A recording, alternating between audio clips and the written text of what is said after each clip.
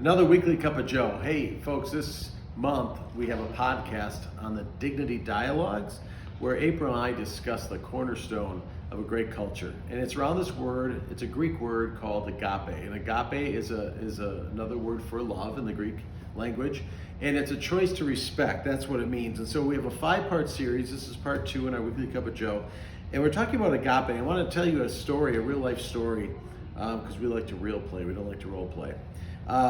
Of a CEO who had an employee who worked really hard to get this certain project done. And so I want you to picture this as a technician, like a blue collar world, right?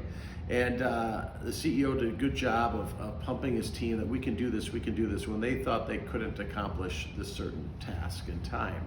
And this certain individual, this employee rose up, came in on weekends, gave in a lot of extra effort to make the project happen, and they were successful. That employee then was looking for praise right from the CEO, who was planning on giving it, and the employee came and met that CEO during a very busy time for the CEO, and the CEO came across as saying, yeah, that was great, I told you we could do it, you did it, told you. And because we coached this young man, he received it as, I told you so, I told you you could do it, almost as a negative, and that got back to us, and we wanted to circle the wagons with the CEO.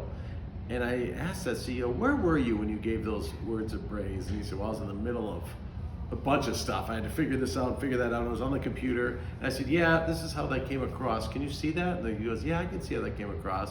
I said, okay, let's choose to circle the wagons and go back to that employee and really share your sincere gratitude. And that employee has a backstory, and that employee interprets information a certain way. And agape is learning someone's story and then choosing to respect even when someone maybe doesn't deserve it in the moment, right? And so an example of agape is circling the wagons, going back and saying, you know what, I'm already screwed up, I was in the middle of something, I really want you to know you did an awesome job.